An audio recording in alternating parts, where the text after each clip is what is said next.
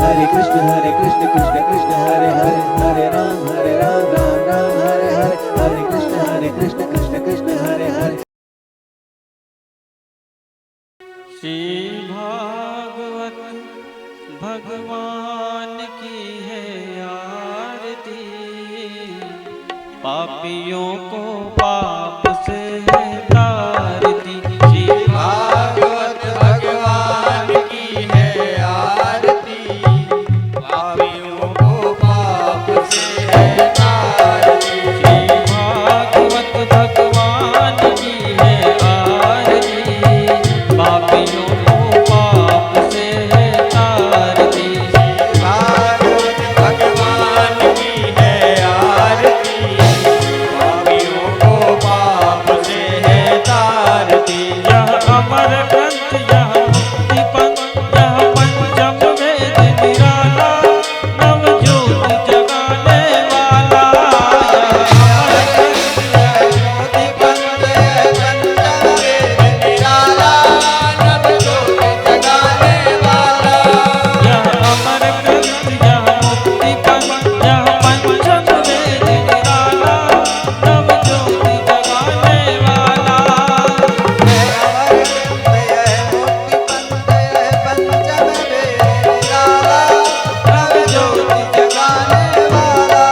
हरि ध्यान यही, हरि नाम यही, हरि ध्यान यही, हरि नाम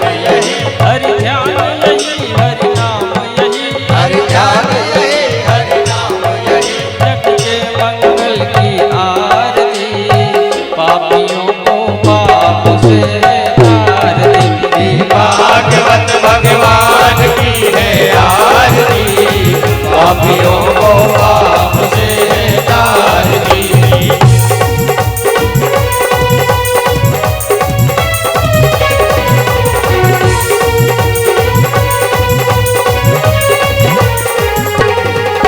जय शांति गीत पावन पुनीत, पापों को मिटाने वाला, हरि दर्श कराने वाला।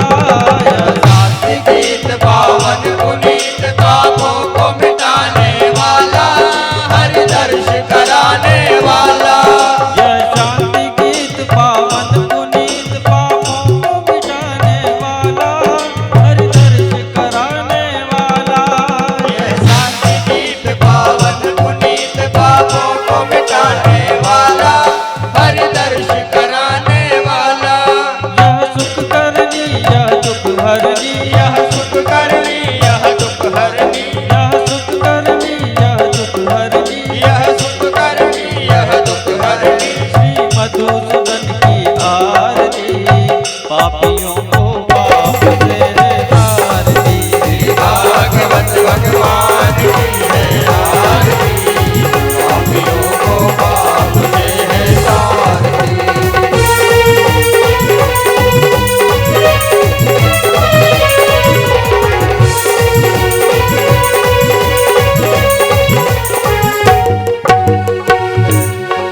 यह मधुर बोल जग पंथ खोल, सतमार्ग बताने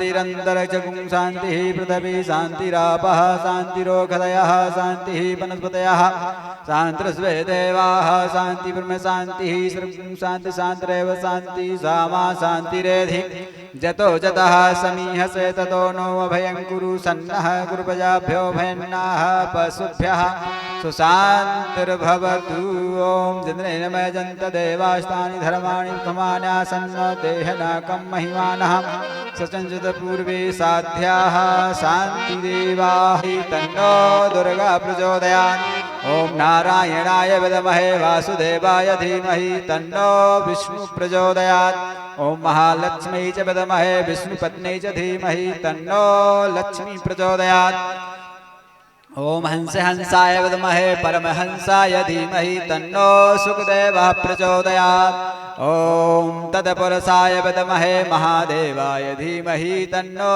रुद्रः प्रचोदयात् ॐ अंजनीसुताय विद्महे वायुपुत्राय धीमहि तन्नो हनुमत् प्रचोदयात् भागवत पुराणाय धीमहि तन्नो श्रीमद्भागवत प्रचोदयात् संगाय सपरिवाराय सायुधाय सुतस्काय सवाहनाय श्री भागवत महापुराणाय नमः कृष्णचंद्र स्वरूप चरणारविन्देषु मंत्र पुष्पांजलिं समर्पयामि नाना सुगंध पुष्पाणि यथा गादत् भवानी च पुष्पांजलिर्मया दत्तो गृहाण परमेश्वर। अपने अपने जय परिक्रमा लगा लीजिए। यानि कानि च पापानि जन्मान्तर्गतानि च तानि सर्वाणि नश्यन्तु प्रदक्षिणायां पदे पदे। मंत्र हाथ जो प्रार्थना करिए। मंत्रहीनं क्रियाहीनं भक्तहीनं सुरेश्वर यद पूजितं मया देव परपूर्णं तदस्तु मे। आवाहनं न जानामि तवार्चनं पूजां चैव न जानामि क्षम्यतां परमेश्वर। पापोऽहं पापकर्माहं पापात्मा पापसम्भव त्राह्यमान् पार्वतीनाथ सर्व पाप हरो भव। त्राह्यमान् पुण्डरीकाक्ष सर्व पाप हरो भव। बोल भागवत महापुराण की जय। सुखदेव जी महाराज की जय। व्यास जी महाराज की जय। बाके बिहारी लाल की जय। कृष्ण कन्हैया लाल की जय। पवन सुत हनुमान जी महाराज की जय। अपने अपने माता पिता गुरु महाराज की जय। जय जय श्री राधे जय जय श्री राधे जय जय श्री राधे श्याम।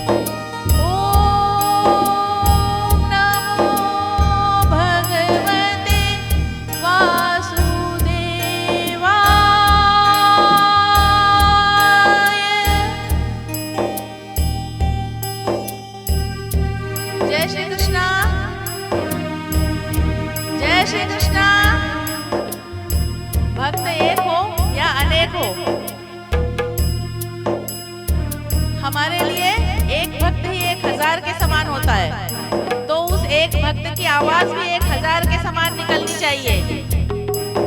जय श्री कृष्णा।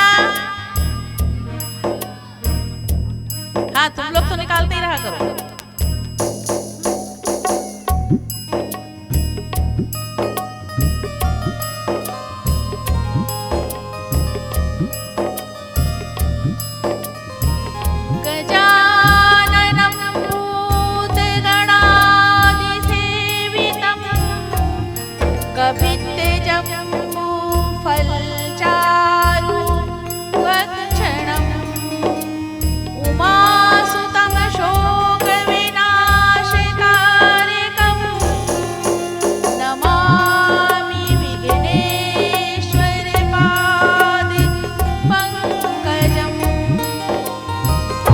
शरणागत दीनार्थ परित्राण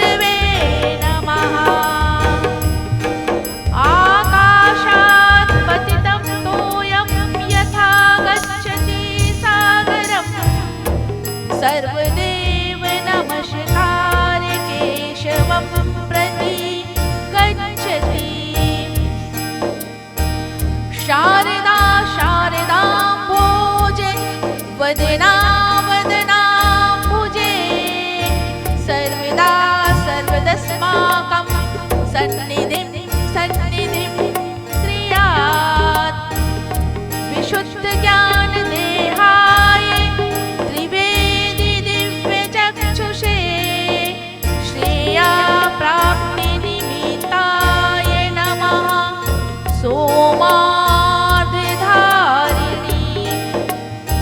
कृष्णाय वासुदेवाय हरये परमात्मने प्रणतक्लेशनाशाय गोविन्दाय नमो नमः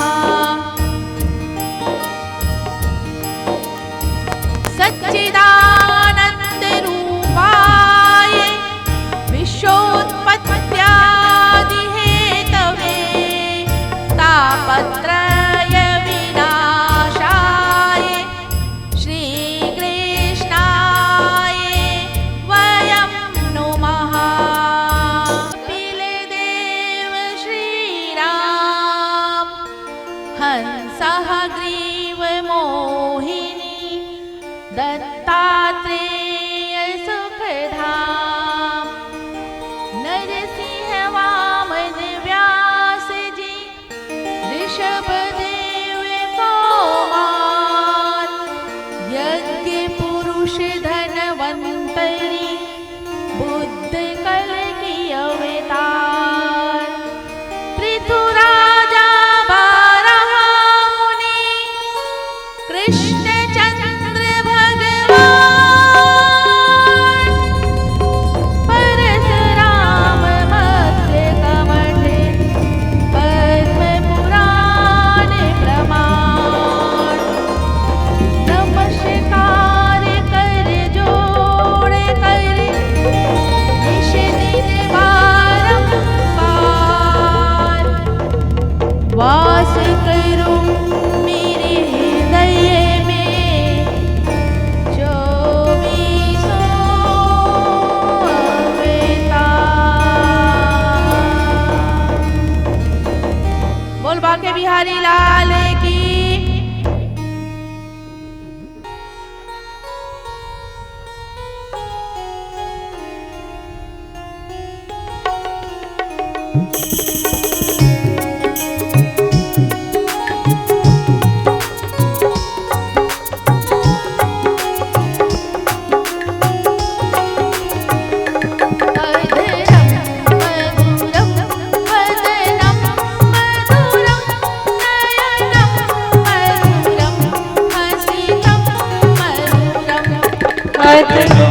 मधुरं वदनं मधुरं नयनं मधुरं हसितं मधुरं हृदयं मधुरं गमनं मधुरं हृदयं मधुरं गमनं मधुरं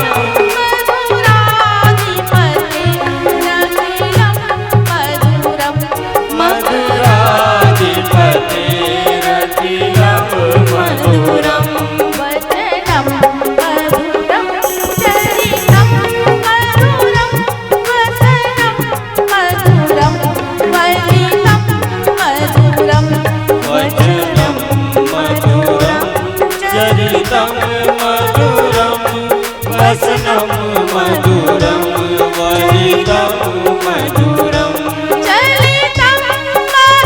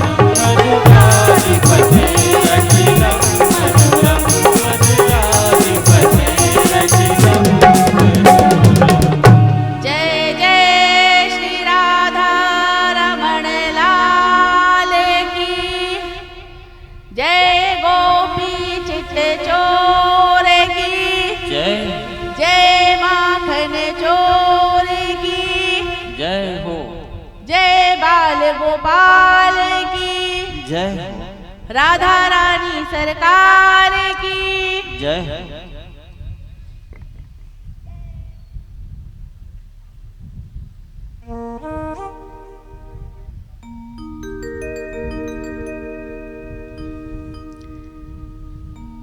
इस मधु मंडप में विराजित सभी मेरी बहनों को, मेरी माताओं को व्यासपीठ की ओर से मेरा सादर मैं वंदन करती हूँ, नमन करती हूँ। आप लोगों का, मेरे वरिष्ठ भाइयों का मैं वंदन करती हूँ, अभिष्ट गणों का वंदन करती हूँ, मेरे साथियों का वंदन करती हूँ जो इस श्रीमद् भागवत कथा सप्ताह ज्ञान यज्ञ में मेरा सहयोग दे रहे हैं। उन सभी का मैं व्यासपीठ की ओर से अभिनंदन करती हूँ, अपने गुरुदेव को नमन करती हूँ, अपने माताश्री को नमन करती हूँ।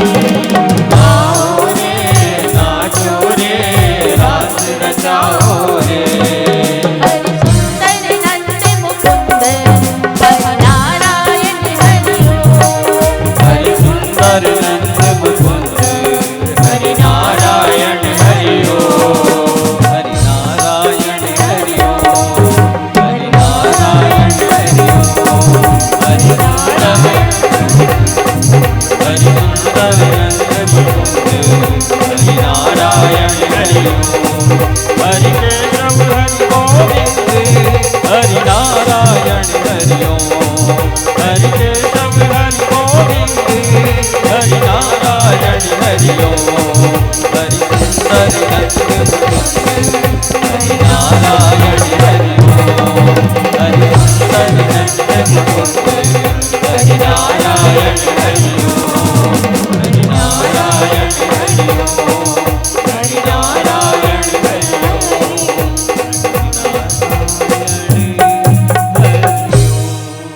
बोल बांके बिहारी लाल की, बोलो गौ माता की, बोलो भारत माता की।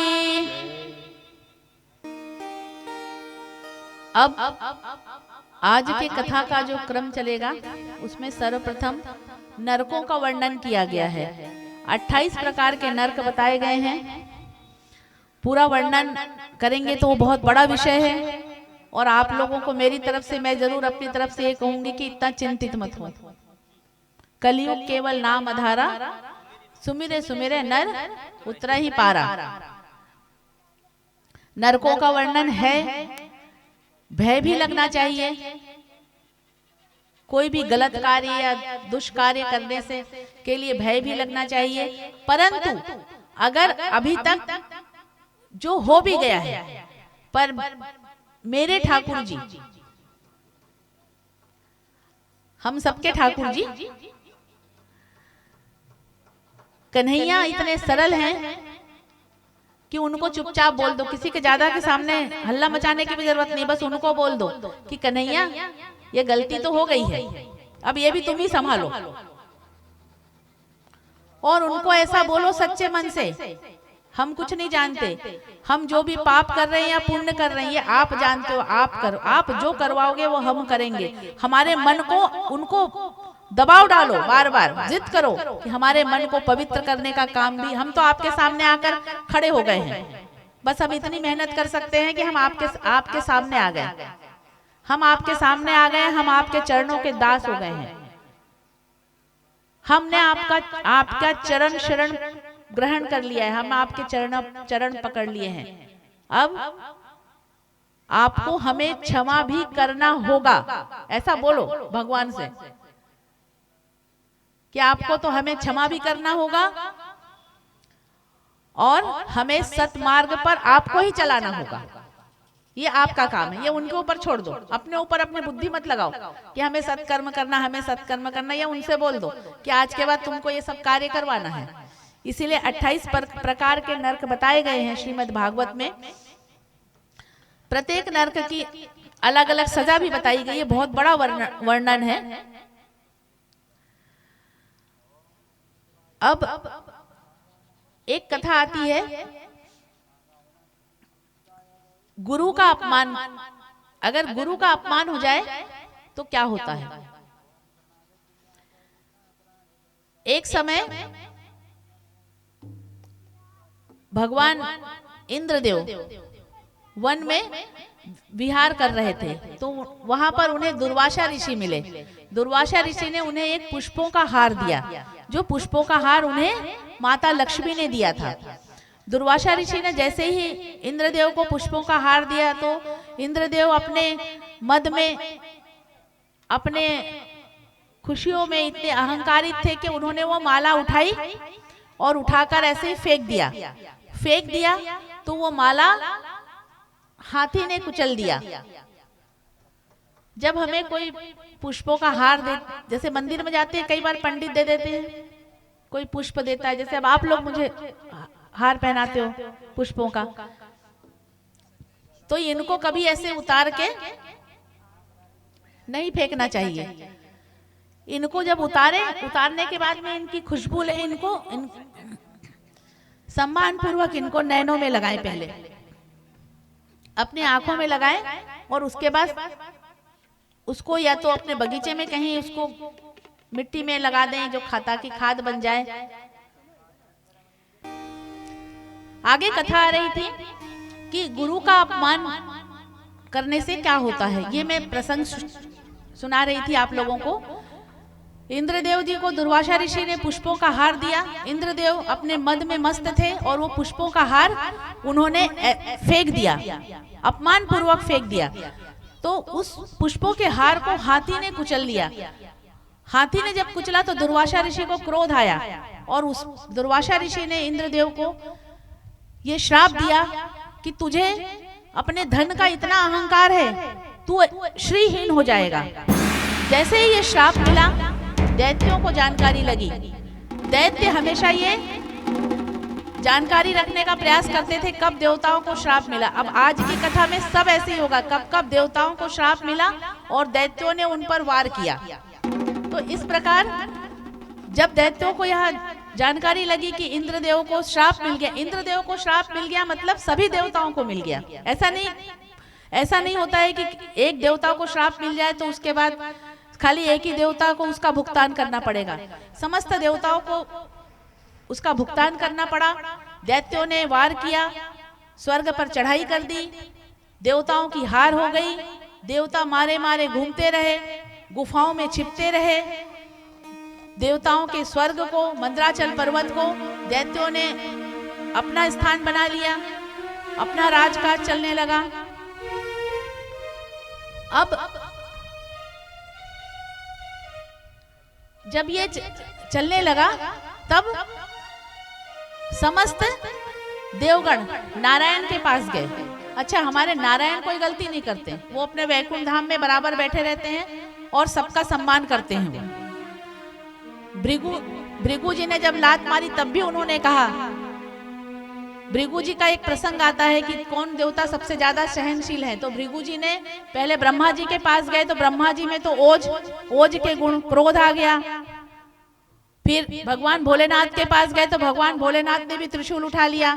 पर जब नारायण के पास गए तो वो लक्ष्मी जी के साथ शयन कर रहे थे, लेटे हुए थे आराम से, और भृगु जी गए और लक्ष्मी जी के भगवान नारायण के सीने में एक लात मारी। तो भी भगवान उठकर बोले कि प्रभु, हे ब्राह्मण देवता, कहीं आपके पैरों में चोट तो नहीं लगी? मेरा हृदय बहुत कठोर है, कहीं ऐसा तो नहीं कि आपके पैरों में चोट लग गई हो। तब ये हुआ कि नारायण ही सर्वश्रेष्ठ है और सर्वशक्तिमान है, सर्व सहनशील है। इसीलिए मैंने थोड़ी देर पहले कहा कि पाप पुण्य पे मत जाओ। भले नरकों के बारे में बता दिया, आप तो ये बोल दो भगवान जो करा रहे हो आप करवा रहे हो, ये आपका कार्य है कि हमें सतमार्ग पे आपको ले जाना है। हम तो आपके सामने आकर बैठ गए हैं, अब हम अच्छे मन से आए हैं खराब मन से आए ये भी आपको जानना है। इस प्रकार इंद्र को यह श्राप क्यों मिला, अब इस विषय पर ये प्रसंग सुनिए। एक समय भगवान बृहस्पति देव कौन है? समस्त सभी देवताओं के गुरु हैं। तो बृहस्पति देव इंद्र की सभा में गए। जब इंद्र की सभा में गए तो इंद्रदेव ने बृहस्पति भगवान का कोई सम्मान नहीं किया, आदर नहीं किया। बस जो उनके यहाँ जो संगीत गान नृत्य जो अप्सराएं कर रही थी उसमें वो मदमस्त थे। तभी भगवान बृहस्पति जी ने उन्हें श्राप दिया और छोड़ के चले गए, सभी गुरुओं को छोड़ के चले गए। फिर मैंने एक बार कहा कि देवता अगर कोई एक भी गलती करे तो उसका भुगतान सबको करना पड़ता है, उसी प्रकार मनुष्य भी अगर एक गलती करे तो उसका भुगतान, उस पाप की साया, उसका जो आवरण होता है ना, वो पूरी प्रकृति पर पड़ता है। ये आयोजन इसीलिए किए जाते हैं कि यहाँ धर्म का प्रचार हो। और एक जो आभा मंडल है हमारा, हम सबका, ये आभा मंडल, इस पूरा जिसको हम कहते हैं, उसको आप लोग ऐसे समझ लो आवरण या एक ऑरा या एक ऊर्जा या एक पॉजिटिव एनर्जी, सकारात्मक एनर्जी, ये पूरा आवरण, पूरी ऊर्जा पॉजिटिव होती है।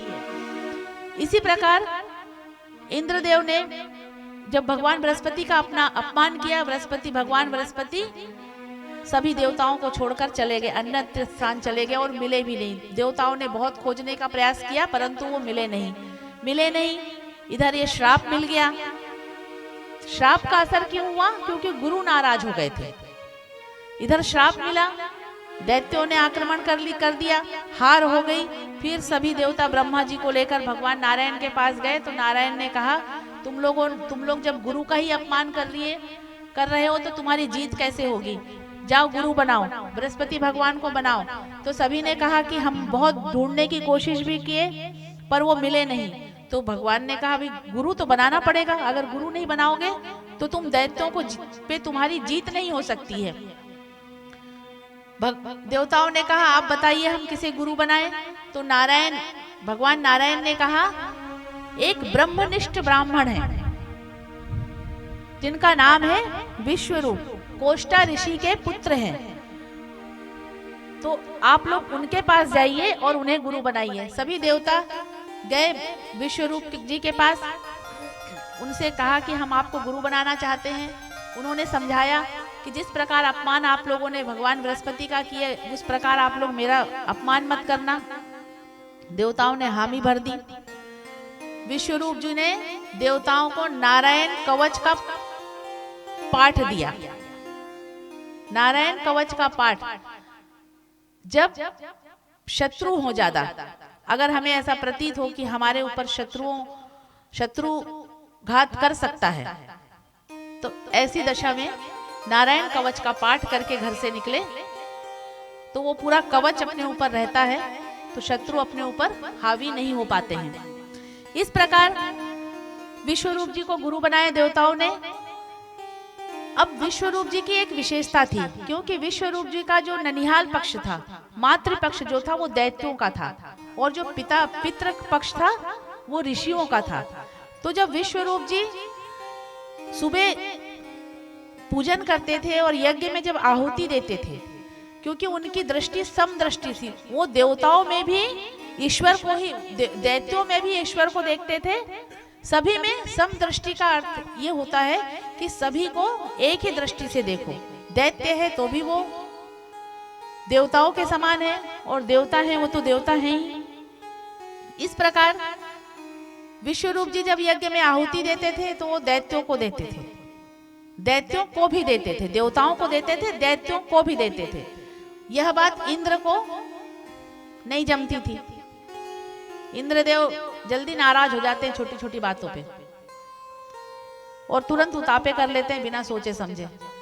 तो इंद्रदेव को जब नहीं जमी, इंद्रदेव ने कई बार मना किया, परंतु अब इंद्रदेव ने अपना आपा खो दिया एक दिन। और विश्वरूप जी जब यज्ञ में आहुति दे रहे थे तो इंद्रदेव आए और पीछे से विश्वरूप जी की गर्दन काट दी। जब गर्दन काट दी तो विश्वरूप जी के जो पिताजी थे कोष्टा ऋषि, वो क्रोधित हो गए, और क्रोधित होकर उन्होंने एक यज्ञ का आयोजन किया।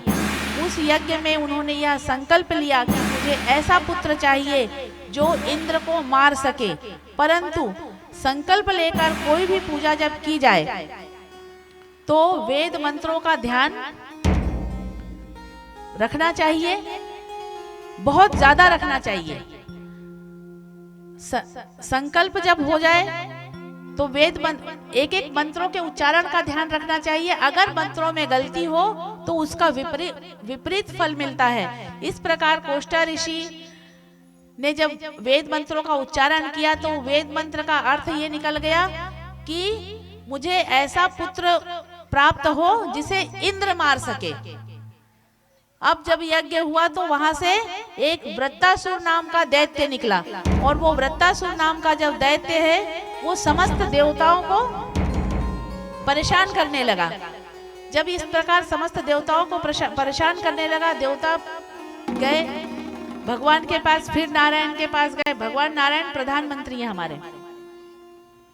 फिर नारायण के पास गए और फिर उन्हें कहा, तो नारायण ने कहा कि दधीची ऋषि हैं, दधीची ऋषि की अस्थि से जब वज्र बनाया जाएगा तो उस वज्र से वृत्तासुर की मौत हो सकती है, मृत्यु हो सकती है। वृत्तासुर इतना शक्तिशाली दैत्य था कि उसे मारना आसान नहीं था।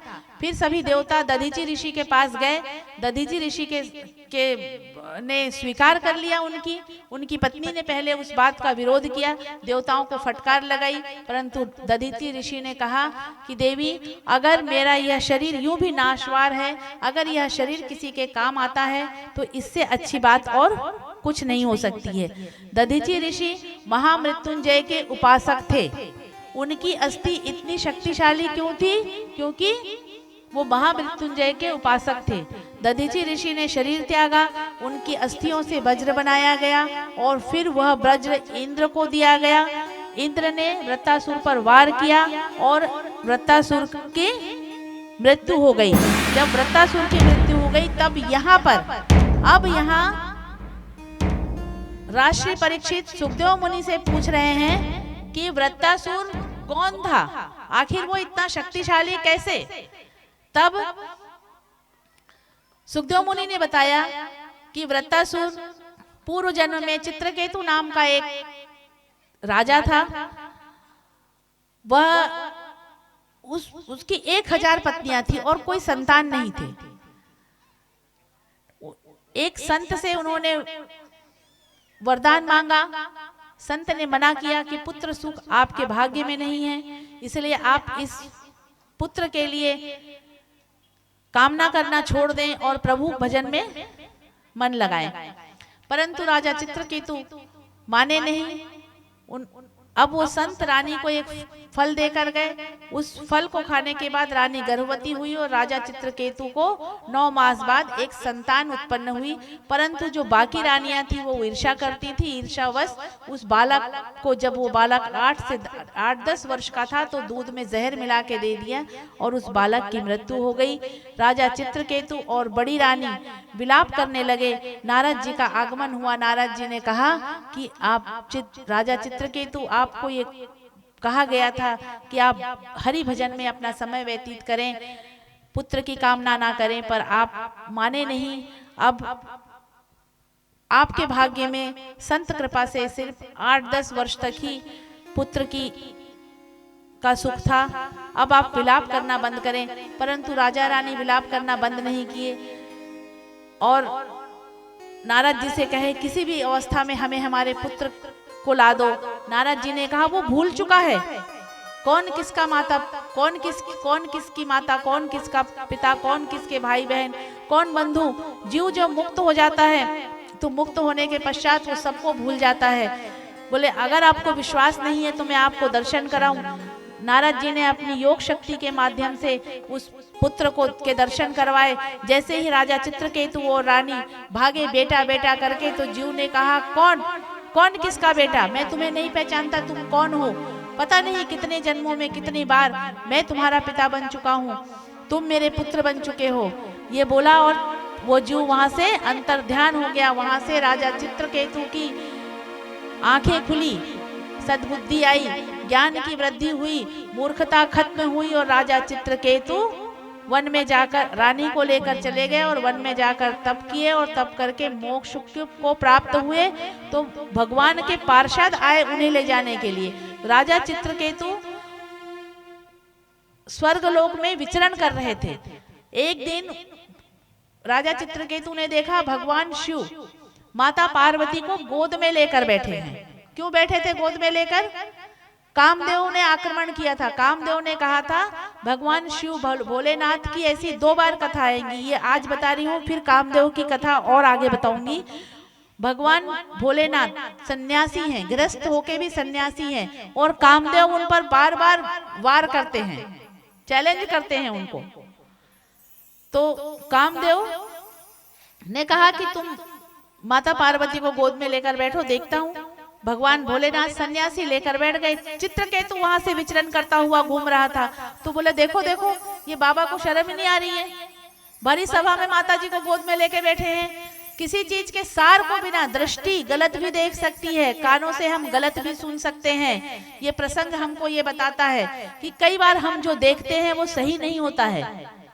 इसीलिए इस प्रकार निंदा स्तुति तुरंत नहीं करना चाहिए। निंदा स्तुति, नरकों का वर्णन बता रही थी ना, निंदा स्तुति सबसे बड़ा पाप है।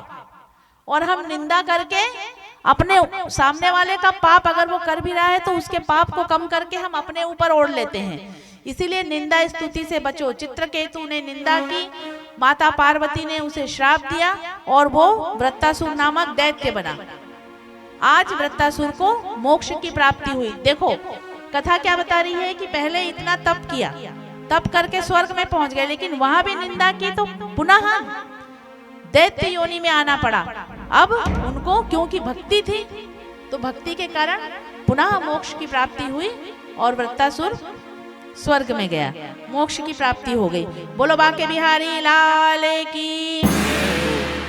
प्रिय व्रतो उत्तान पादो शत्रुपापते सुतो वासुदेवस्य कलया रक्षयां जगताय स्थितो।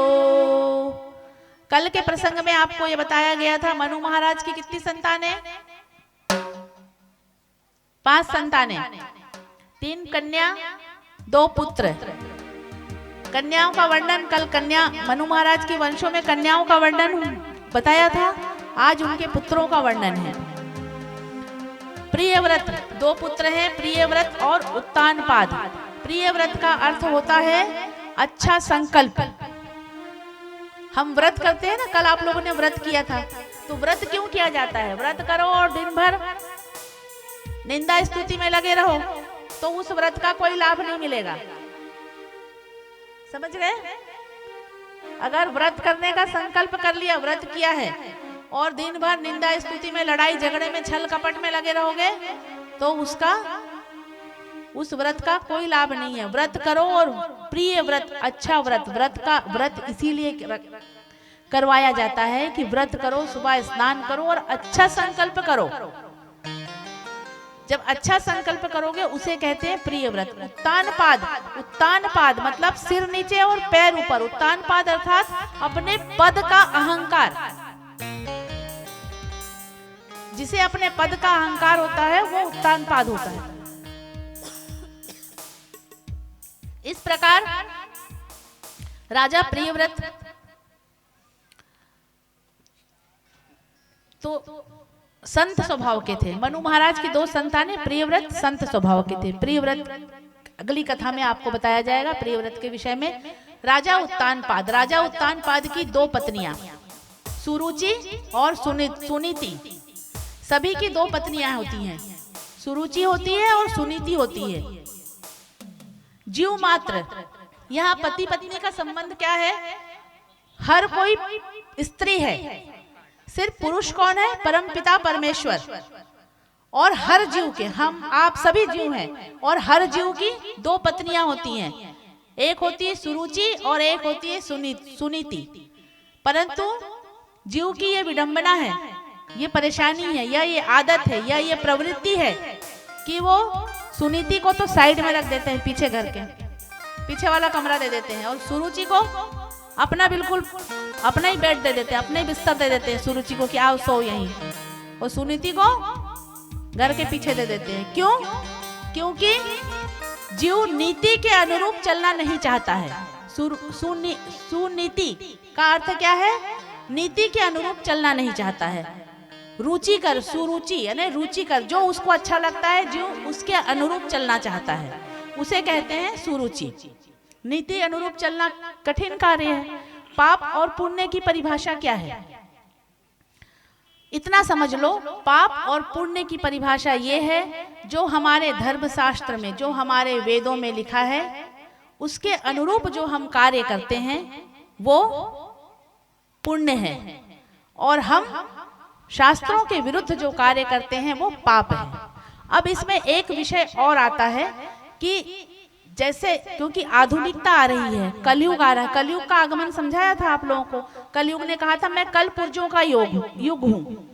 तो कल पुर्जों का युग हूं, तो समय परिस्थितिवश, जैसे एक छोटा सा उदाहरण देती हूँ कि भारतीय संस्कृति में कहा गया कि जैसे स्त्रियों को, क्योंकि मैं स्त्री हूँ इसलिए स्त्री होने के नाते एक उदाहरण दूंगी कि ये कहा गया कि स्त्रियों को पर्दे में रहना है, बहुत सारी चीजें। तो आप लोगों ने देखा होगा जो हमारे महापुरुष थे, समाज सुधारक जो थे, उनको समाज का कितना सुधार करने, कहीं ना कहीं कुछ चीजें रहती है तो उसकी विरोधाभास भी रहते हैं। जब ठीक है माताओं को कहा स्त्री शिक्षा नहीं होना चाहिए या स्त्रियों को पर्दे में रहना चाहिए, तो कहीं ना कहीं उसका दुष्प्रभाव भी बहुत हुआ। माताएं शोषित भी बहुत हुई। आज भी ये देखा जाता है, अगर कोई विपत्ति आती है, स्त्रियों को शिक्षा इसीलिए देनी चाहिए क्योंकि अगर कोई विपरीत परिस्थिति आए तो हमारी बहन दर दर ना भटके, अपने पैरों में खड़ी रहे। ये तो मैं इस मन से भी सबको बोलूंगी और सब माताओं को भी बोलूंगी और सब बहनों को भी यही बोलूंगी। इसीलिए अगर ये कहा गया कि पर्दे में रहना चाहिए या बाहर नहीं जाना चाहिए, पर इसका मतलब ये नहीं कि शोषित होना चाहिए। इसी कारण ये बात यहाँ पर आती है कि शास्त्रों में बातें लिखी हैं, पर इस मंच से ये भी बहनों को कहूंगी कि आधुनिकता को अपनाए। आधुनिकता को कैसे अपनाए? ये मत बोल देना दीदी व्यासपीठ से बोल के गई सब आधुनिक रहो, पहले समझने का प्रयास करो, नहीं तो फिर आधुनिकता को अपनाए। आधुनिकता को अपनाए मतलब अपनी योग्यता बढ़ाएं, शिक्षित होएं, अच्छे संस्कार दें। शिक्षा क्यों जरूरी है? क्योंकि जब माता शिक्षित होगी तो प्रथम गुरु, बच्चे की प्रथम गुरु माता होती है। पढ़ी लिखी होगी तो वो, अभी देखो ऑनलाइन पढ़ाई चल रही है, ऑनलाइन एग्जाम चल रही है। मैं खुद बोलती हूँ, मैंने कहा अगर ऑनलाइन पढ़ाई चल रही है तो मैं बार बार ये इस विषय पे विचार करती हूँ कि उन माताओं का क्या होता होगा जो माताएं पढ़ी लिखी नहीं है। कितना कठिन कार्य है। अब अगर शिक्षित हो तो अपने बच्चे को, जो पढ़ी लिखी माताएं हैं वो सब करवा रही हैं, दिन भर हमारे घर ही हमारे बच्चों को सब करवा रहे हैं। तो इसीलिए स्त्री शिक्षा का महत्व है। आधुनिकता को अपनाएं पर अपने संस्कारों को ना भूलें। हमारे देश का, हमारे समाज का ये एक, इस मन से मैं ये बहनों से निवेदन करूंगी कि एक बहुत बड़ा दुर्भाग्य है कि हम स्त्री शिक्षा को अपना रहे हैं, आधुनिकता को अपना रहे हैं, परंतु हम अपने संस्कार को छोड़ते जा रहे हैं। और इसीलिए ये सारे धार्मिक आयोजन आवश्यक हैं। बताया था भागवत जो जनहितकारी हो, जो जन कल्याण का प्रेरणा स्रोत हो। यहां से जब जाएंगे दो बातें अच्छी सुन के जाएंगे तो संस्कारित होंगे। इसीलिए संस्कारों का ध्यान रखें। शिक्षित होने का अर्थ ये नहीं है कि अपने संस्कारों को छोड़ दें। और यही कारण है जो परिवार में विघटन आ रहा है, समाज में दुष्प्रभाव पड़ रहा है। इन चीजों को हम बहनों को, हमारी जिम्मेदारियां हैं। हमेशा समाज को सुधारने का, परिवार को संभालने का कार्य, समाज को सुधारने का कार्य ये स्त्री का होता है। स्त्री अगर बेड़ा उठा ले तो भाई लोग तो अपने आप हंसते हंसते बढ़िया चलते चले जाएंगे, वो भी खुश, हम भी खुश।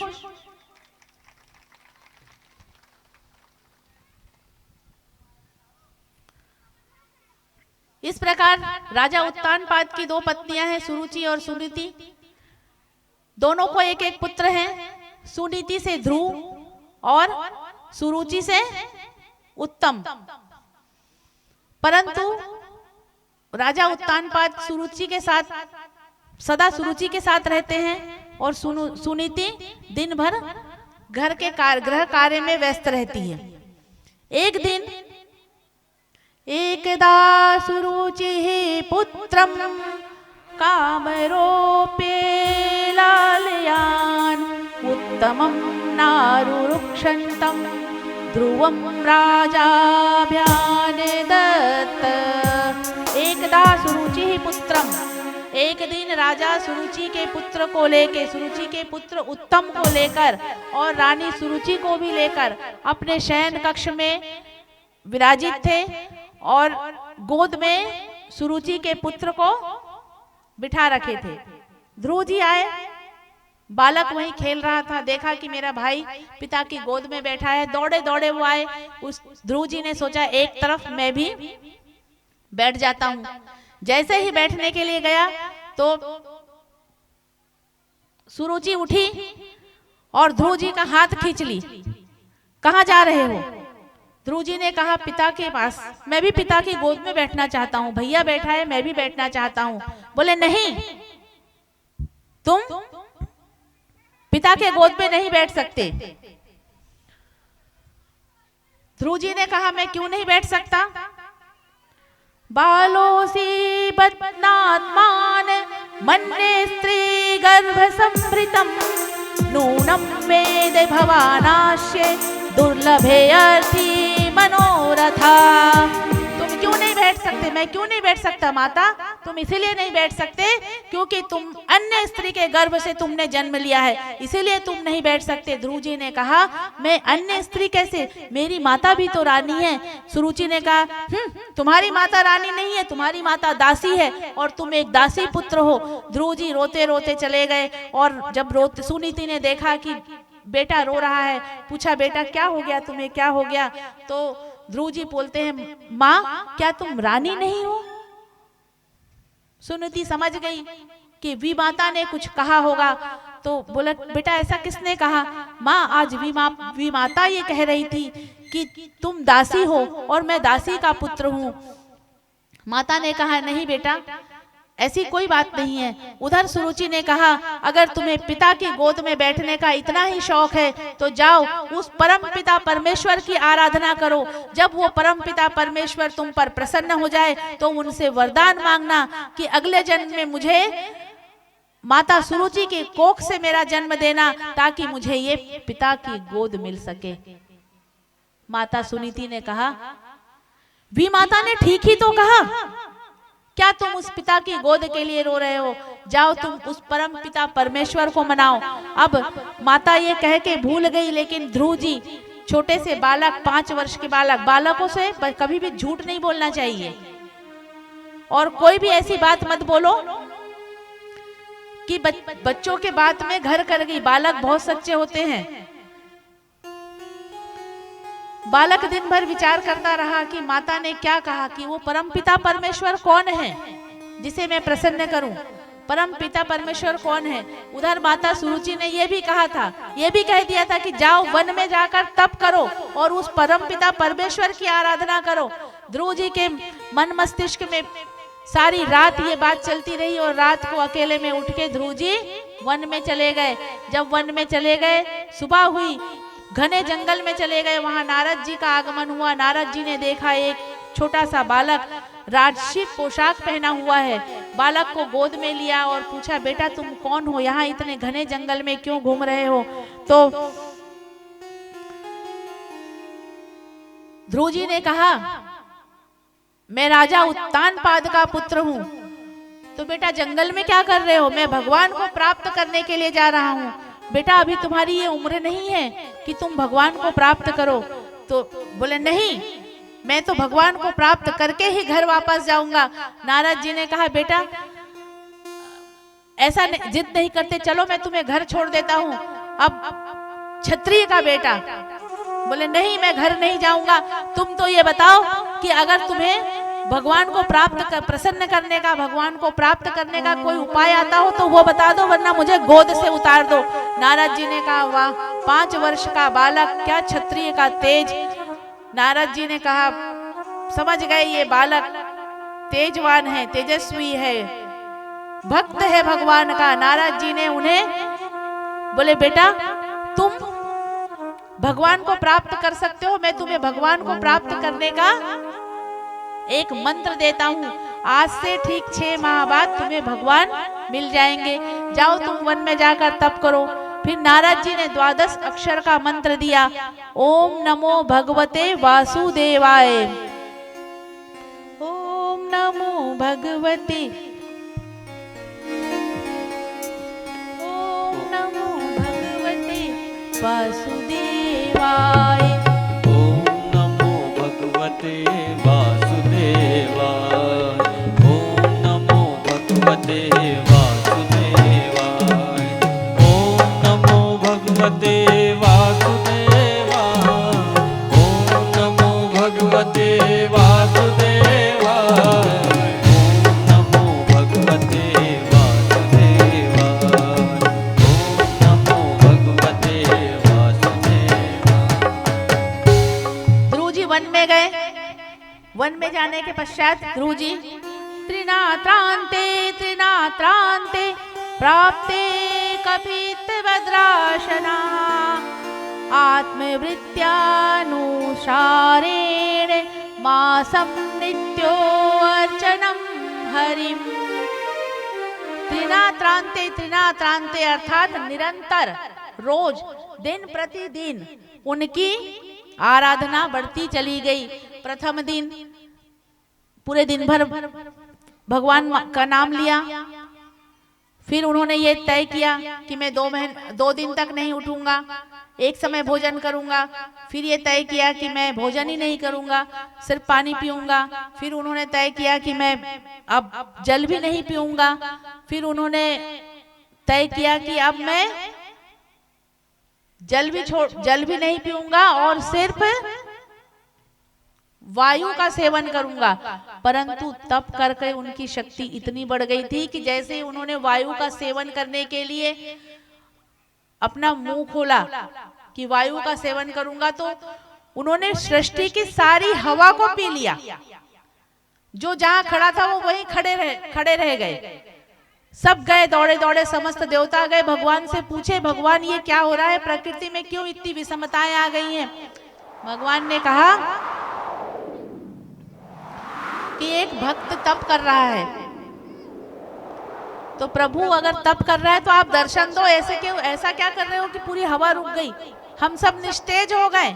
सूर्य का प्रकाश निस्तेज हो गया, चंद्रमा निस्तेज हो गया, प्रकाश निकलना, सूर्य निकल नहीं रहे थे, सूर्य देव उदय नहीं हो रहे थे। तो भगवान ने कहा दूंगा, थोड़ा समय है अभी। तो बोले प्रभु इतनी विषमताएं आ गई, अब और कितना समय। भगवान ने कहा मेरे एक भक्त ने 6 माह का समय दे दिया है, अब मुझे उसकी बात तो माननी पड़ेगी, नहीं तो मैं तो और पहले दर्शन दे देता। भगवान ऐसे हैं कि भक्त का मान कभी टलने नहीं देते। प्रभु अपना नियम बदल देते हैं। भक्ति तो करके देखो, पर भक्ति उस सीमा तक होनी चाहिए। भक्ति जब उस सीमा तक होगी तो प्रभु भी अपना नियम बदल देते हैं। अब वो समय संपूर्ण हुआ 6 माह का जो नारद जी ने दिया था। प्रबल प्रेम के पाले पड़कर प्रभु को नियम बदलते देखा है। जब प्रबल प्रेम उस सीमा तक हो जाती है तो प्रभु अपना नियम, सब नियम बदल देते हैं। प्रबल प्रेम के पाले पड़कर, प्रबल प्रेम के पाले पड़कर प्रभु को नियम बदलते देखा। प्रबल प्रेम के पाले पड़कर, प्रबल प्रेम के पाले पड़कर प्रभु को नियम बदलते देखा। अपना मान टले टल जाए पर, अपना मान टले टल जाए पर भक्त का मान न डरते देखा। प्रबल प्रेम के पाले पड़कर प्रभु को नियम बदलते। बोलो गोपाल कृष्ण भगवान की। अब भगवान वो समय संपूर्ण हुआ। भगवान आकर ध्रुव जी के सामने खड़े हो गए। ध्रुव जी अभी भी माला जप रहे हैं। भगवान ने कहा कि जब तक इसके हृदय में मैं प्रकाश नहीं प्रज्वलित नहीं करूंगा तब तक ये आंखें नहीं खोलेगा। भगवान ने अपना शंख ध्रुव जी के गालों में लगाया। जैसे ही शंख गालों में लगाया, ध्रुव जी की पूरे बदन में तरंगे दौड़ने लगी। ध्रुव जी ने अपनी आंखें खोली, अपनी दृष्टि खोली, देखे तो सामने वो परम पिता परमेश्वर खड़े हैं। बोलो गोपाल कृष्ण भगवान की जय, बोलो बांके बिहारी लाल की जय। और इस प्रकार भगवान ने कहा मांगो, वरदान मांगो। पर आज भगवान को देखकर ध्रुव जी को की ऐसी बुद्धि सद्बुद्धि आ गई। ऐसी बुद्धि नहीं, सद्बुद्धि आ गई। ध्रुव जी को सद्बुद्धि आ गई। जब प्रभु के दर्शन हो जाते हैं तो हमारी मूर्खता, हमारी दैन्यता, हमारी दरिद्रता, जड़ता से समाप्त हो जाती है। इसी प्रकार आज ध्रुव जी की मूर्खता समाप्त हो गई। कहाँ तो मैं अपने पिता के लिए रो रहा था, कहाँ मैं आज मुझे परम पिता परमेश्वर की गोद मिल गई है। तो इस प्रकार ध्रुव जी ने जब कहा कि मांगो, तो भगवान ने कहा, ध्रुव जी ने कहा प्रभु मुझे और कुछ नहीं चाहिए, मैं अब कुछ नहीं पाना चाहता। मुकम करोति वाचालम पंगुम लघयन्ते गिरिम यत् कृपा तदहं वन्दे परमानंदे माधवम। मुकम करोति वाचालम, जब भगवान की कृपा हो जाती है ना तो गूंगा भी बोलने लगता है, मूर्ख से मूर्ख व्यक्ति भी बुद्धिमान हो जाता है। बुद्धिमान का अर्थ ये नहीं है कोई किसी को कहो बुद्धिमान जिसके पास डिग्री हो वो बुद्धिमान नहीं होता है। जिसके ऊपर प्रभु की कृपा हो, जो सत्मार्ग पर चलता हो, जो सत्कर्म करता हो, वो बुद्धिमान कहलाता है। जो हम शिक्षा लेते हैं और डिग्रियां लेते हैं तो वह आवश्यक नहीं है कि हम वो व्यक्ति बुद्धिमान कहलाए। उससे हम अपनी जीविका उपार्जन के लिए अर्थ कमा सकते हैं, पर ऐसा आवश्यक नहीं है कि हम उसे बुद्धिमान कहे। इस प्रकार ध्रुव जी ने भगवान से मांगा कि हे भगवान मुझे भक्ति दो और अब मुझे कुछ नहीं चाहिए, मुझ पर ऐसे कृपा करो। यो अंता पश्यमं वाचमीमां प्रसुप्ताम संजीवयत्यखिल शक्तिधराः स्वधाम्ना अन्यामश्च हस्तरण श्रवणत्वगादीन प्राणानामो भगवते पुरुषये तोभ्यम।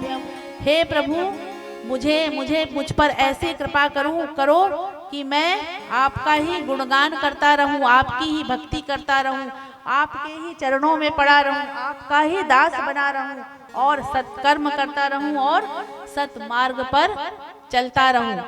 ये ध्रुव जी ने स्तुति की। आप लोग भी थोड़ी स्तुति कर लो।